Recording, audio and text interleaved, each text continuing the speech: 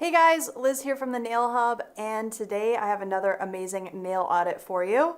But before I get into today's nail audit, I wanted to tell you how you can also submit your own nail audit. All you have to do is go to thenailaudit.com. I have a special form that you can fill out with video and picture uploads to help support the understanding of what your issue is, as well as a very detailed description. And if you're using any specific products or process, if you can please include information about all the brands and exact products that you are using in your process, that helps me understand what's going on and I can make a more detailed video response for you.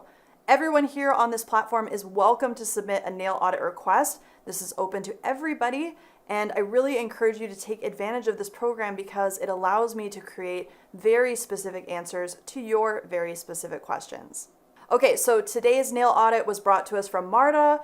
Marta wrote in and said, "Hi there, I've noticed that both on myself and some of my clients, the free edge shape of the nail plate can sometimes look like staples. Even when all of the free edges trim down, the actual nail bed shape appears flat on top, with the lateral edges sharply dipping down to create this staple-like shape. I'm wondering how we would create an extension on this type of nail using a form, or if this type of nail would be better suited for glue-on tips, full cover tips, dual forms, etc. Thank you for your help." This is the picture that Marta submitted with her request. You can see that the nails are very flat and then they kind of tuck down on the sidewalls, creating that staple-like shape as Marta had mentioned. And this particular picture is actually from an article online that I also saw about this particular topic. And I wanted to provide one more kind of photo just showing how these nail shapes can differ from finger to finger. So you can see that this particular person, their right hand thumbnail looks more typical, where it has more of a curved natural shape.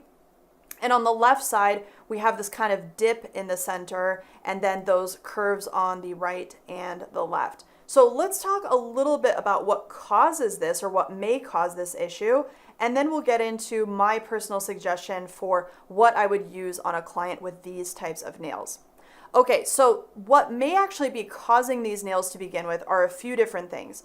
The most common is probably just the way the nail matrix is creating this actual nail plate, and that just comes down to simple genetics and anatomy. So this can actually just be something that is tied to a specific person, and maybe it's something that their nails have grown like this since the day they were born, and it just happens to be the case.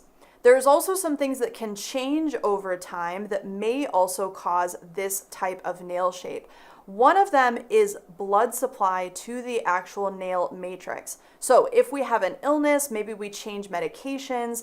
Also in clients that might have diseases like diabetes, or just big drastic changes to your body can create big drastic changes to the way that your nails grow. So we can kind of tie our nail health to the way that our body is actually performing and see if there's any correlation there. So if your particular client, Marta, has had these nails since birth, then it's definitely probably something that they just were genetically given. And if it's something that they've developed just recently, or it's only on specific fingers, it could be an issue with the actual nail matrix on that finger.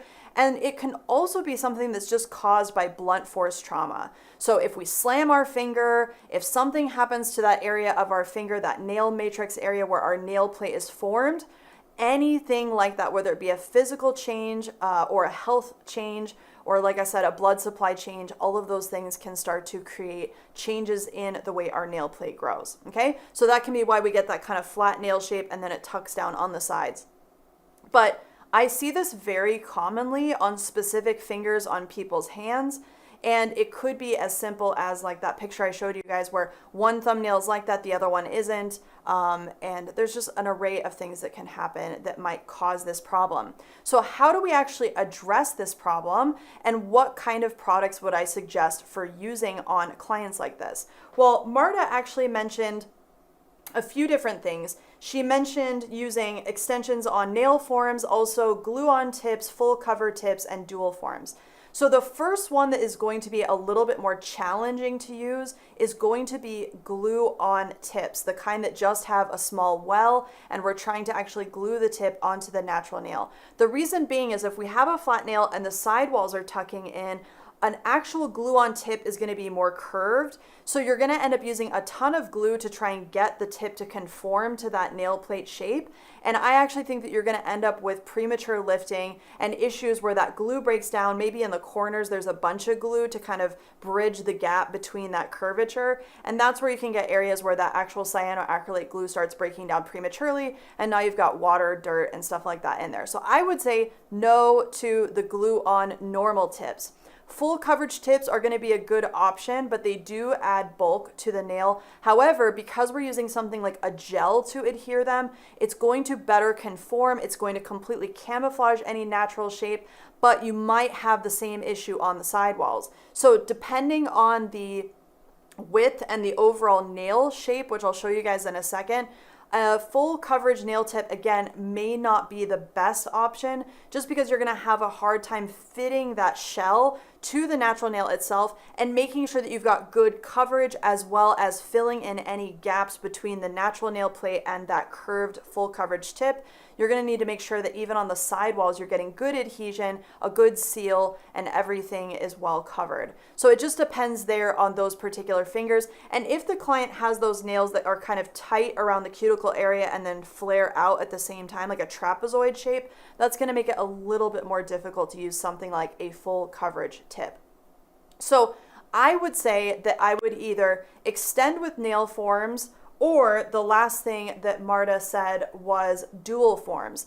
Dual forms are going to completely mold the product on the top, and instead of trying to get a tip to conform to the actual nail plate, we're just using a mold to then create the shape on top and using complete product application to do that. So that might be a good option for actually completely encapsulating that natural nail in product without having to just use a small amount of gel to get that full coverage nail tip to adhere, or also using something like nail glue with a glue on nail tip.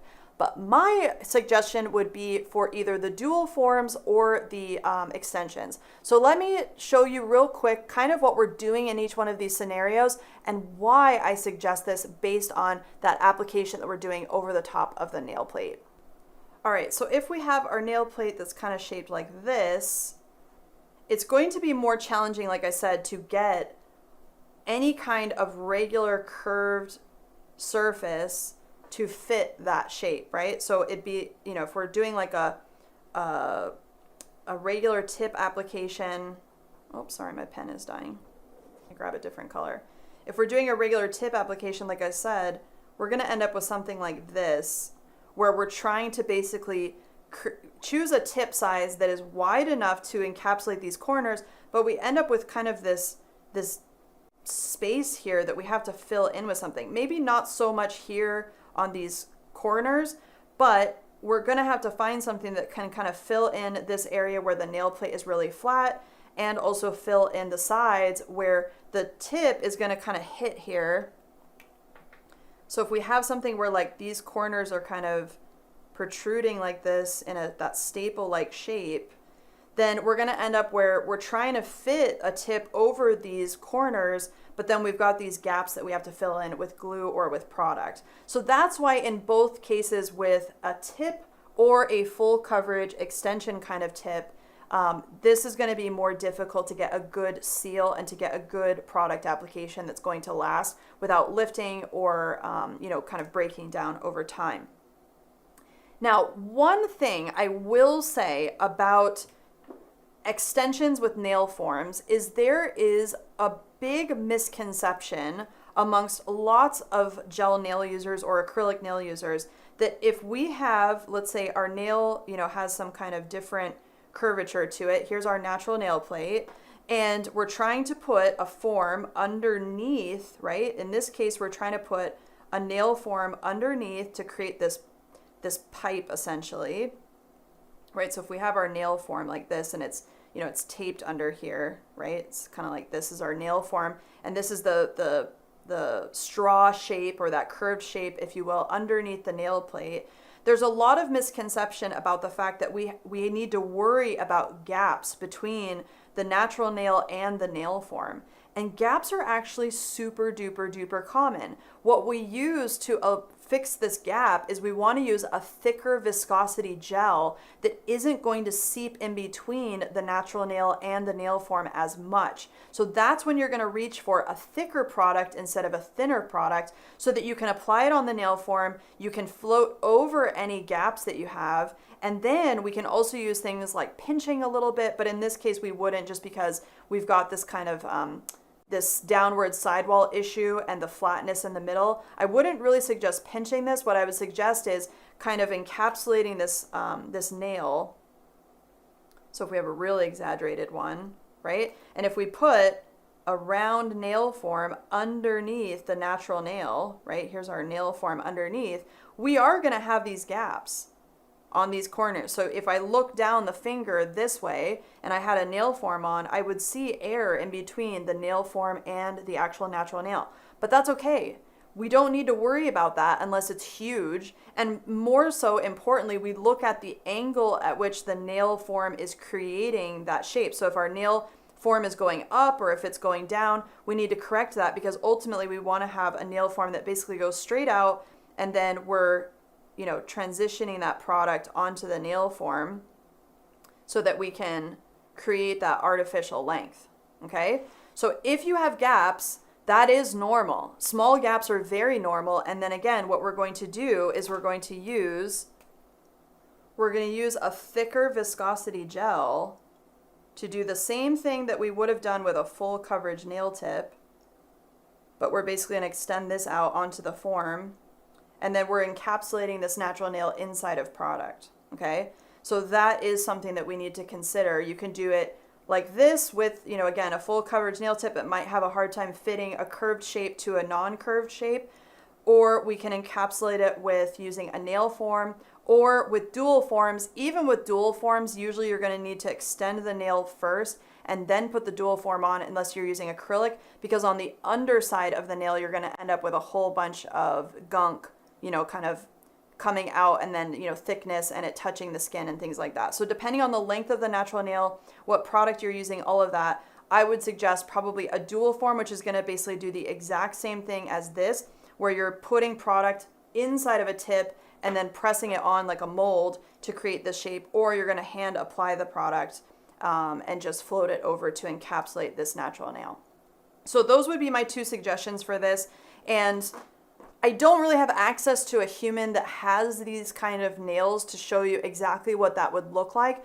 But I think the fundamental thing that I want you guys to take away from today's video is to understand that there are going to be a lot of situations where we have to choose not the perfect method to get what we want, but the best method or the most optimal method to get what we want. And we're going to have to sometimes think creatively about what can we use that we have at our disposal to adapt to specific anatomy challenges or specific needs or whatever that might be. It really isn't a perfect solution with a specific product. And I think this is something that a lot of us get really hung up on, especially early in our careers when we're really trying to rely on products and tools to give us the results that we're looking for with clientele or even with ourselves.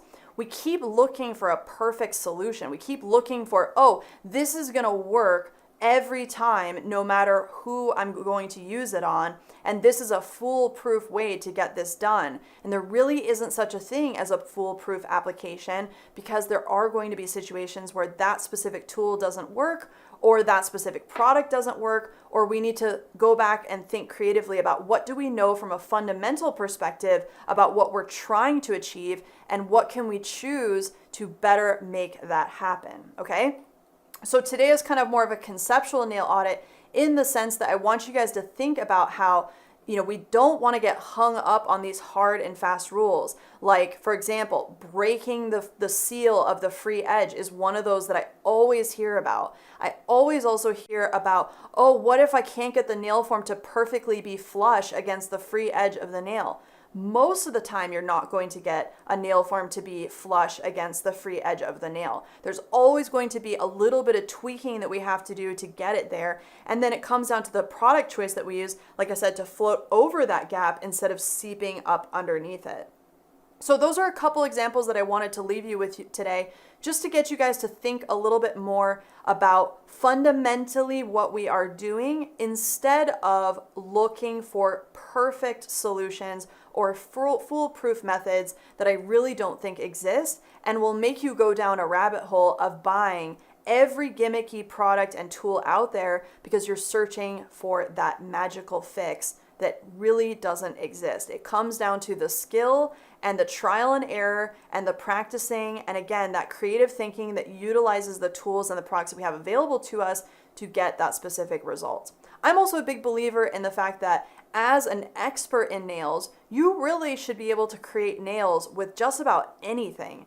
Even if you were given limited product or limited tools, or maybe not your favorite products or favorite tools, you should still be able to operate. You should still be able to apply product and do what you need to do and learn on the fly. So that is something I wanted to leave with you today, so you guys think a little bit more about that. And Marta, I hope this helps you understand my personal recommendation for how I would approach a client like this and why. And if you need a follow-up to this video, I am happy to do so, but I think this is gonna help you get started with those clients that have staple-like nails like those. All right? Thanks so much, guys. I'll see you guys next time. Bye.